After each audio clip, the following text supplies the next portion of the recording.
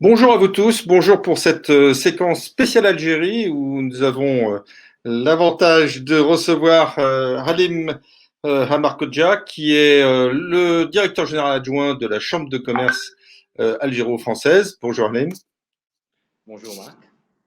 Vous êtes donc à Alger là aujourd'hui. Et alors pour tout vous dire et pour être très franc, ça m'intéressait très particulièrement de pouvoir vous recevoir parce que c'est vrai qu'on entend beaucoup de choses sur l'Algérie là au jour d'aujourd'hui, crise pas crise, pétrole, Covid pas Covid, qu'on puisse y rentrer pas y rentrer, qu'on puisse pas y voyager ou difficilement aujourd'hui, ça donne lieu à plein d'interrogations et j'espère que vous allez pouvoir nous y répondre. Alors là, enfin, je veux dire, la première question que j'aurais à vous poser, c'est comment va l'Algérie? Est-ce que vous pouvez me faire un petit bilan tel que vous le voyez des relations algéro-françaises et puis peut-être aussi tout simplement de l'économie algérienne? Très bien. Mesdames, Mesdemoiselles et Messieurs, bonjour. Halima Markouja, directeur adjoint de la Chambre de commerce et d'industrie algéro-française, basée à Alger. Tout d'abord, je tiens à remercier chaleureusement toute l'équipe de Classe Export et à sa tête son président, M. Marc Hofmeister, pour cette opportunité. Nous remercions également tous les participants aux rencontres Africa 2020, qui se tient actuellement le 24 et 25 novembre, dans un contexte sanitaire mondial assez particulier. Mais comme on dit, Covid ou pas, rien ne nous empêche d'aller de l'avant, de saisir les opportunités qui s'offrent à vous et de développer des affaires.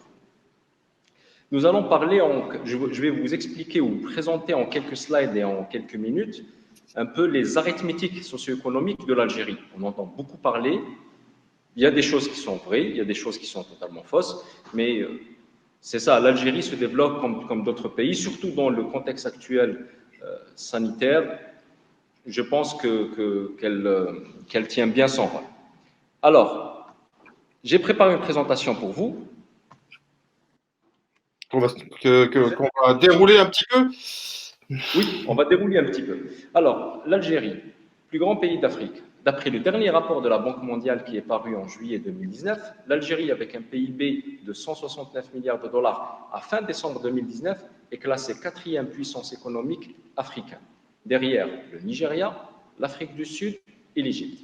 Mais aussi, d'après le Programme des Nations Unies pour le développement, le PNUD, l'Algérie est classée première en Afrique continentale en termes d'IDH, indice de développement humain, et troisième si l'on comptabilise les Seychelles et l'île Maurice. C'est un pays qui a 44 millions d'habitants, 50% de cette population est jeune et a moins de 20 ans, donc il y a une richesse importante.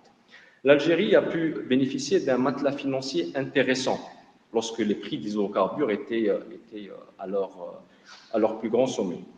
Ce matelas financier intéressant, qui s'élevait à 69 milliards de dollars fin 2019, et une dette extérieure de moins de 3 milliards de dollars, a permis à l'Algérie de passer ce cap du choc pétrolier qui a commencé en juin 2014.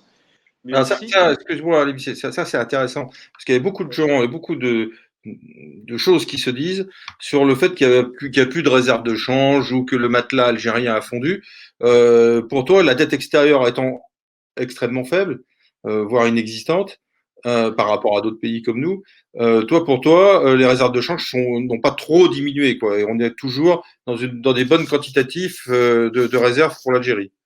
non, les réserves de change ont vraiment fondu depuis 2014. On avait presque 200 milliards de dollars, plus exactement 194 milliards de dollars, mais des réserves de change servent aussi à ça. Elles servent à développer le pays, mais elles servent aussi dans ce contexte actuel à passer on va dire ces périodes de troubles. Et depuis 2014, les réserves de change ont été utilisées pour compenser, on va dire, un certain déficit de la balance des paiements. Mais ça nous a, on va dire, sécurisé et ça n'a pas envoyé l'Algérie aux institutions financières pour quémander, on va dire, de l'argent. Ce matelas financier intéressant, il nous a aussi aidé à passer une année 2019 assez particulière pour l'Algérie, mais ô combien importante dans l'histoire récente de l'Algérie. Et aussi faire face à cette pandémie mondiale qui nous apprend un peu plus et un peu moins chaque jour pour cette année 2020. Avec des ajustements et des mesures techniques aussi, il faut le rappeler, il faut le dire, que l'Algérie a mis en place et qu'elle va mettre en place dans la prochaine loi de finances, je pense que ce matelas financier va être encore utilisé et puis on verra comment développer nos exportations hors hydrocarbures. Transition toute faite parce que, in fine, lorsqu'on parle d'exportation de l'Algérie, en fin 2019, elle s'est élevée à 35 milliards de dollars, essentiellement des hydrocarbures.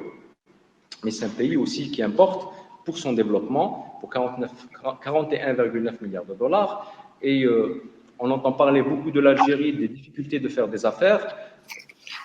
Pour un pays qui importe pour 41 milliards de dollars, je pense que voilà, il n'y a pas tant de difficultés que ça. Ce n'est pas le monde des bisounours, comme dans chaque pays, il y a des besoins, il y a des points forts, il y a des points faibles, et puis voilà, le développement est là, on se développe à notre rythme, mais puis voilà. Très bien. Alors, une inflation, alors un salaire moyen qui est enfin, je ne sais pas s'il évolue d'ailleurs beaucoup. On est toujours à peu près à 400 euros, hein, c'est à peu près ça. Voilà, c'est à peu près ça. C'est le salaire moyen. Le SMIC aujourd'hui, nous avons un SMIC à 150, 20 000 dinars. Et puis, une croissance qui en 2019 affichait 0,8% et un taux de chômage à peu près de 10%. C'est intéressant aussi parce que je reviens aux réserves de change qui ont été aussi utilisées dans le développement des infrastructures du pays.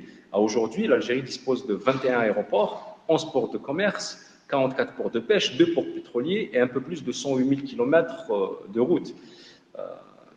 Et là, si on fait un petit comparatif entre ce qu'était l'Algérie en 2019 et en 99 et ce que c'est l'Algérie aujourd'hui, ben on voit que quand même il y a eu un développement et il y a eu quelques ratés, c'est vrai, mais en général et en grosso modo, voilà, comme on dit, si vous voulez savoir où vous allez, ben, il faut savoir d'où vous venez. Et en 99, l'Algérie, et là, si vous regardez le second slide, l'Algérie avait 33 milliards de dollars de dette externe, alors qu'aujourd'hui, elles sont à 2,9 milliards de dollars. On avait 2 milliards de dollars de réserves de change, alors qu'actuellement, elles sont à 62 milliards de dollars. Même les importations ont augmenté parce que nous sommes passés d'une production nationale à une production nationale plus de l'importation pour s'équiper. Ouais. Un PIB qui, comme je l'avais dit tout à l'heure, qui nous place comme 4e puissance économique en Afrique, ben, il était 3 fois moins en 99. Et même par rapport à la situation sécuritaire, les années 90, la décennie noire, j'aime bien utiliser, on va dire, pour dire que la situation sécuritaire dans les pays voisins actuellement, ben, c'était de la mimolette, et c'est de la mimolette par rapport à ce que c'était l'Algérie dans les années 90. Ok. Bon, la France a toujours été un partenaire fort de l'Algérie. Alors, même si peut-être que les investissements se sont un peu tassés ces derniers temps, enfin, j'en sais rien, on va dire. C'est plutôt une question que je te pose, Khalim. La France a toujours été oui. Ouais, vas-y. Donc la France a toujours été un solide partenaire de l'Algérie, si on se réfère aux chiffres de l'année 2019, et ils sont très intéressants parce que la France se positionne comme le premier client de l'Algérie, son second fournisseur, mais surtout son premier investisseur pour hydrocarbures. Et là, on va dire, c'est une relation équilibrée entre l'Algérie et la France. Les principaux fournisseurs ont été la Chine, comme toujours, la France en seconde position, l'Italie en troisième, l'Espagne en quatrième et l'Allemagne en cinquième. Les principaux clients, la France, c'est le premier client de l'Algérie, l'Italie, la Grande-Bretagne et la Turquie. Donc on voit qu'il y a un certain équilibre, à part la Chine qu'on ne retrouve pas parmi les principaux clients. Et si on regarde la balance commerciale entre l'Algérie et la France, on voit que la France, par exemple en 2019, a exporté vers l'Algérie pour 4,9 milliards d'euros. Et l'Algérie a exporté en contrepartie par 4,2 milliards d'euros. Donc on voit que bon, d'une année à une autre, il y a un certain équilibre de la balance commerciale entre les deux pays. Ouais, c'est intéressant. Il y a un vrai équilibre en fait. Donc, il y a, même s'il y a des évolutions en fonction des années, avec des années plus ou moins fastes que d'autres, il y a quand même une certaine stabilité dans nos échanges, ça c'est intéressant. Quant aux investissements, on parlait tout à l'heure d'investissements, les investissements français en Algérie. Ben, les investissements français, aujourd'hui, nous avons un stock de 2,65 milliards d'euros. Et si on remarque, si on voit bien la slide des investissements français en Algérie, on voit qu'ils sont en constante augmentation depuis 2016. Et ils sont répartis en trois grands secteurs: les activités financières, l'industrie manufacturière et l'industrie extractive. Activités financières, c'est tout ce qui est banque, assurance, organismes financiers, ainsi de suite. Et si on creuse encore plus dans l'industrie manufacturière, ben on se rend compte que vous avez l'industrie automobile qui se taille la part du lion. Et lorsqu'on parle de l'industrie automobile, là, c'est un secteur où nous incitons les partenaires et les entreprises à venir investir, surtout dans la sous-traitance, qu'elle soit de premier ordre, de deuxième ou de troisième ordre. Le secteur de la sous-traitance automobile est un secteur très stratégique. Le gouvernement est en train de mettre en place un cahier des charges pour la construction automobile et je pense que les sous-traitants auront tout à gagner de s'implanter ici. Ça, c'est intéressant, Halim, parce que, il peut se passer en Algérie ce qui s'est passé au Maroc, quoi, finalement.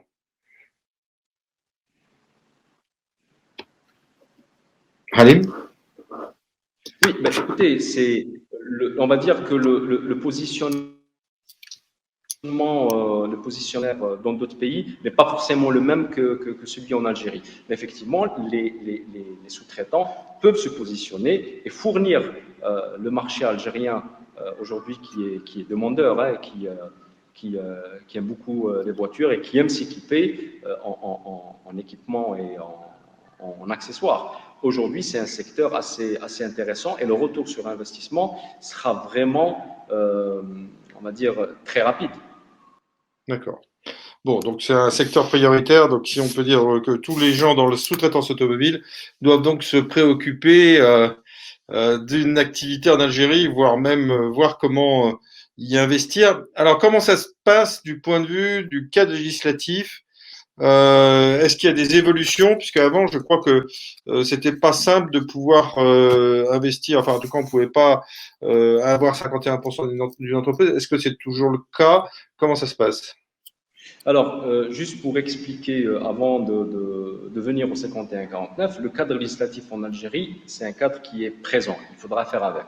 Mais une fois qu'on commence à comprendre comment cela fonctionne, sincèrement, voilà, ça va pas être une partie de plaisir, mais comme j'avais dit tout à l'heure, le retour sur investissement sera intéressant.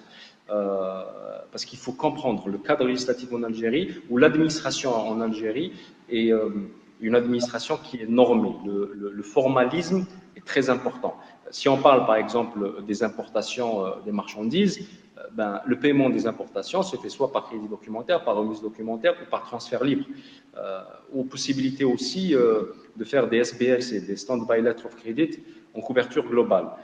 Vous avez évoqué tout à l'heure le 51-49, la loi de finances 2020 a revu donc ce dispositif et qui sera renforcé en 2021. Aujourd'hui, il y a des secteurs qui ont été identifiés comme étant stratégiques où les entreprises étrangères qui s'implantent en Algérie passeront obligatoirement par un partenaire algérien.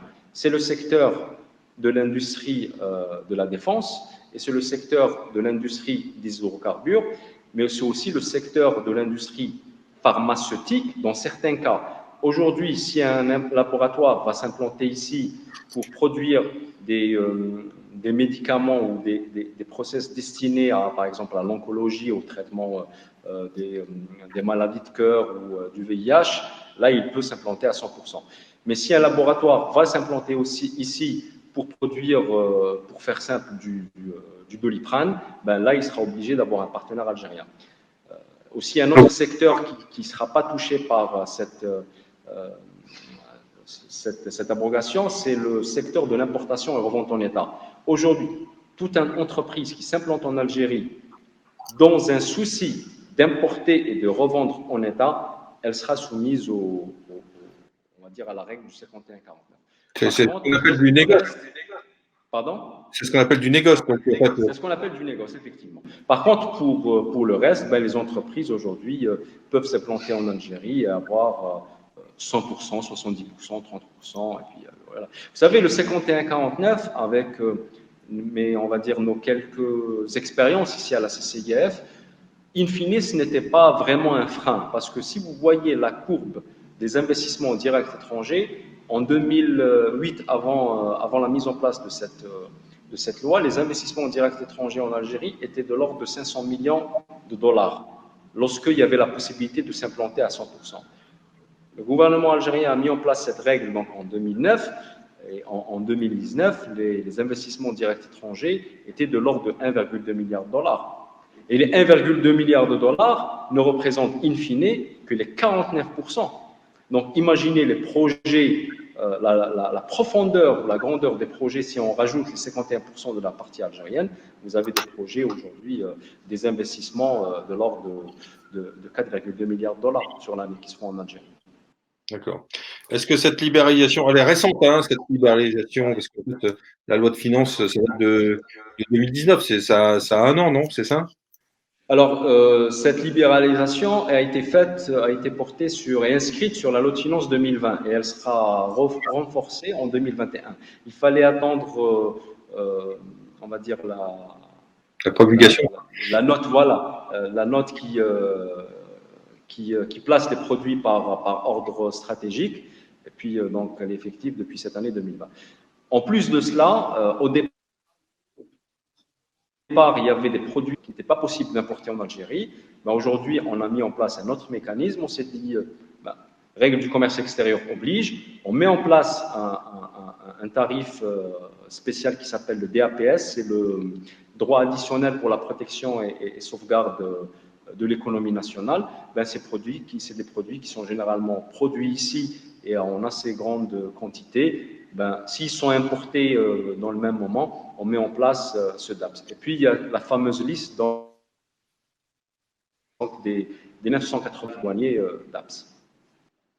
D'accord. Donc, pour toi, Khadim, si je comprends bien, on a un cadre qui est quand même beaucoup, enfin, même s'il est rigide, parce que l'administration algérienne a ses rigidités, qui est quand même beaucoup plus enclin, entre guillemets, à l'investissement pour des entreprises françaises. Est-ce qu'il y a d'autres éléments dans cette nouvelle loi de finances qu'il faut prendre en compte? Ben, écoutez, il y a la possibilité de financement extérieur pour les projets stratégiques et structurants auprès des institutions financières de développement. Depuis plusieurs années, dû à l'aisance financière et au matelas financier qu'on avait, et surtout aux différentes expériences qu'a connues, expériences malheureuses, si je puis dire ça, qu'a connu l'Algérie dans les années 90, où elle a eu recours à certaines institutions financières, où elle était obligée de prendre des mesures qui ont vraiment fait mal à l'économie, à la population algérienne. Donc c'était un sujet qu'on avait mis de côté. Mais maintenant, il y a la possibilité de financement extérieur pour les projets stratégiques. Je dis bien pour les projets stratégiques et structurants, qui sera possible à partir de 2021. D'accord. Pour ce qui est des projets. D'accord.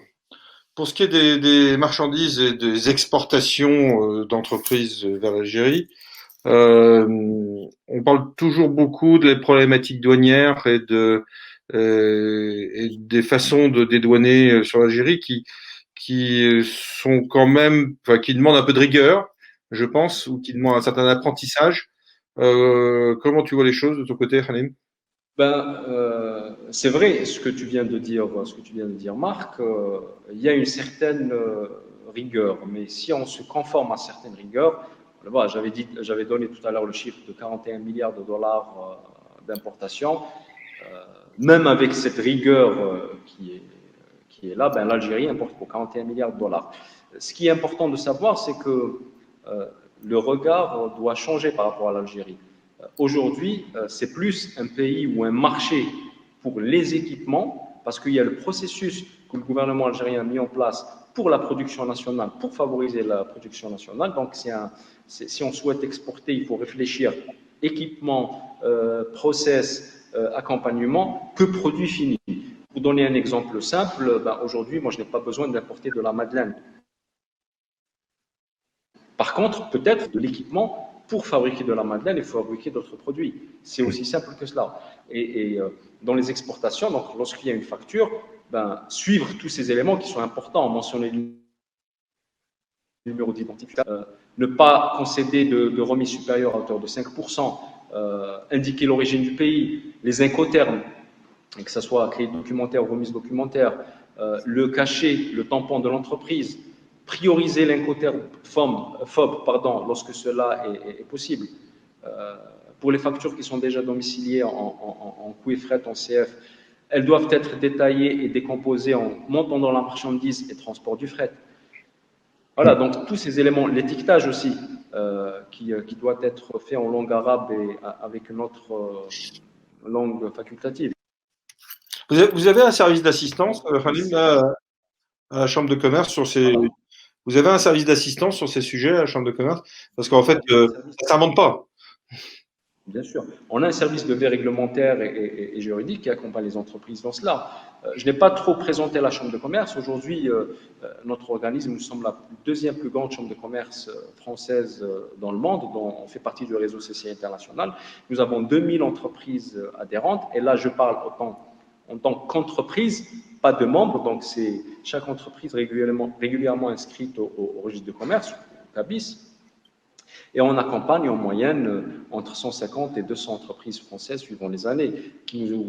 Cet accompagnement se traduit soit par des missions de prospection, trouver des fournisseurs, tout simplement des clients, et aussi au travers des rencontres que nous organisons tout au long de l'année, mais aussi au travers d'accompagnement sur la réglementation algérienne, une entreprise qui souhaite s'implanter, une entreprise qui souhaite exporter sa marchandise et ne sait pas comment faire. Donc, on va la guider pour faire son travail, on va dire, le travail convenablement. Une entreprise, comme j'avais dit, qui souhaite s'implanter, mais elle ne sait pas par où commencer, est-ce qu'elle fait 51-49, est-ce qu'elle fait du 70%-30. Nous avons un service qui est présent et qui va répondre à ces questions et lui faire un accompagnement particulier de A à Z. Dans les recherches de clients ou de partenaires algériens, alors j'ai bien compris que pour les équipements qui sont liés à la production, c'est une priorité nationale que d'arriver à produire aujourd'hui, j'allais dire, de nouvelles choses, sortir de l'économie pétrole pur et donc d'arriver à produire des biens de consommation ou des biens en général directement en Algérie. Donc ça, pour tous les gens qui font ça, les procédures sont facilitées. Toutefois, est-ce que, alors, et beaucoup des entreprises que je connaisse ont des clients qui sont souvent des clients publics en Algérie. Et là, on me dit, c'est quand même hyper long, très long, que d'arriver à se faire référencer. Quel est ton retour, toi, là-dessus? Parce que vous aidez de mémoire, parce que je connais pas mal d'entreprises qui ont fait appel à vous, vous aidez des entreprises françaises à trouver aussi des clients et des positionnements et des partenaires. Oui, comme je l'avais expliqué tout à l'heure, on accompagne les entreprises françaises dans la recherche de partenaires. Ce partenaire-là peut être un fournisseur, peut être un distributeur, peut être un client, qu'il soit public ou privé. Et revenant plutôt au client public, il y a un process qui est mis en place où tout est centralisé. Nous, généralement, ce qu'on dit je donne toujours cet exemple aux entreprises françaises que je rencontre, je leur dis ayez ça en tête, s'il y a bien un pays où il faut observer la règle des 3 P, c'est bel et bien l'Algérie. Patience, présence et persévérance. Il faut être patient. Ce n'est pas aussi facile que d'exporter sa marchandise de Lyon vers la Suisse ou de Lille vers la Belgique. C'est un autre pays avec un autre fonctionnement, une autre méthode de faire qui marche aujourd'hui. Donc, il faut juste être patient, persévérant, ne rien lâcher. Faut pas se dire oui, on m'a pas répondu au téléphone. Oui, les us et coutumes, vous savez, en Afrique du Nord et un peu partout dans le monde, c'est l'échange cordial, l'échange humain. Donc, généralement, envoyer un mail. Moi, je vois mal quelqu'un qui est basé en France, envoyer un mail direct en Slovaquie, voilà, je vends ça, on fait affaire. Je pense qu'aujourd'hui, il y a cet échange humain qui est important, surtout pour les pays d'Afrique du Nord et de l'Afrique en général. Là, c'est les affaires qui veulent ça. Donc, mais aussi, il faut être présent.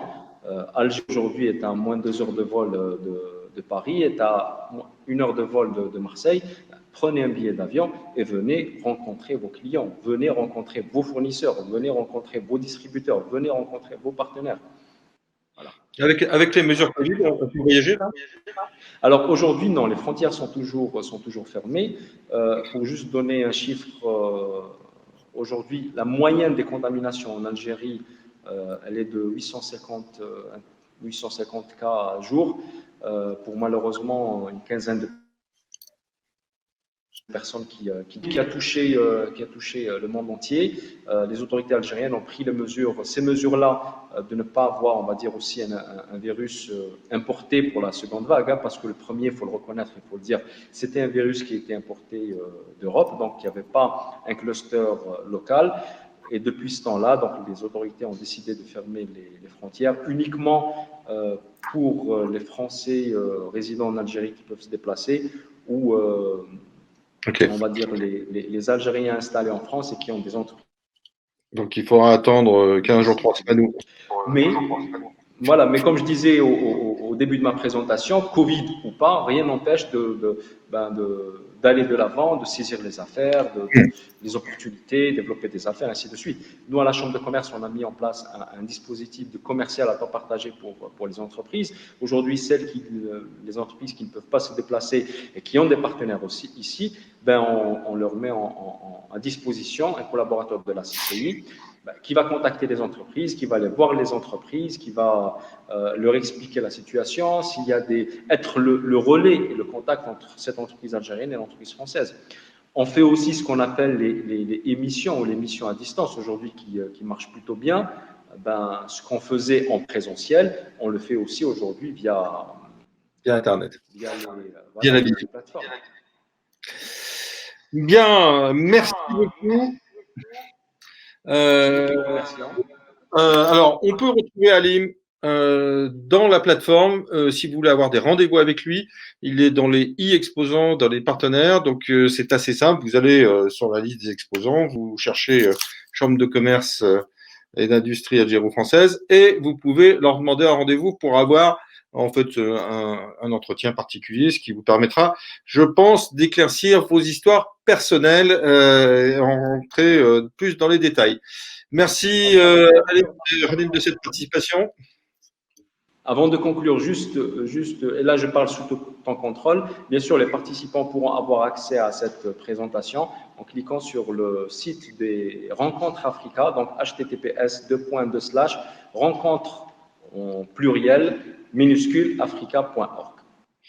Voilà, et sur la plateforme pour ceux qui sont inscrits. Voilà, merci beaucoup, à très bientôt Halim.